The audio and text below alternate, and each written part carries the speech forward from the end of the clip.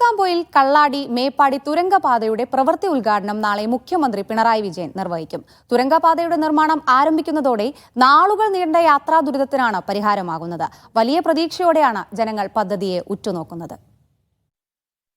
നിലവിൽ കച്ചവട ആവശ്യങ്ങൾക്കും മറ്റും വയനാട്ടിലേക്ക് പോകാൻ കിലോമീറ്ററുകൾ താണ്ടണം. മണിക്കൂറുകൾ ഗതാഗതക്കുരുക്കിൽ കിടക്കണം. തുരങ്കപാത യാഥാർത്ഥ്യമായാൽ ഇതിനൊക്കെ പരിഹാരമാകുമെന്നാണ് ജനങ്ങൾ പ്രതീക്ഷിക്കുന്നത്. തുരങ്കപാത വരുന്നതിൽ ഭയങ്കര സന്തോഷമുള്ളൂ. അപ്പോൾ നമുക്ക് ഇതിലൊരു റോഡ് വന്നു കഴിഞ്ഞാൽ നമുക്ക് ഏറ്റവും വലിയ സൗകര്യമാണ്. ഇവിടെയുള്ള നാട്ടുകാർക്കും എല്ലാവർക്കും സൗകര്യമാണ്. വയനാട്ടിലേക്കുള്ള വഴി ബ്ലോക്കും കാരണം എല്ലാവർക്കും അറിയാലോ. എത്രയായാലും നമ്മുടെ ഈ തുരങ്കയുടെ വരുന്നതിൽ നല്ല സന്തോഷമുള്ളൂ.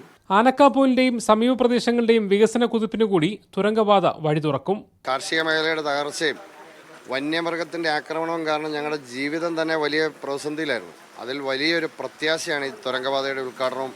ഞങ്ങളുടെ കുറേ കാലത്തെ ഒരു സ്വപ്നം സാക്ഷാത്കരിക്കാൻ പോവുകയാണ്. നാളെ വൈകിട്ട് 3 മണിക്കാണ് പദ്ധതിയുടെ പ്രവൃത്തി ഉദ്ഘാടനം നടക്കുക. മുഖ്യമന്ത്രി ഉദ്ഘാടനം ചെയ്യുന്ന ചടങ്ങിൽ മന്ത്രിമാർ, പ്രിയങ്ക ഗാന്ധി MP, MLA മാർ തുടങ്ങിയവർ പങ്കെടുക്കും. മീഡിയ 1 കോഴിക്കോട്.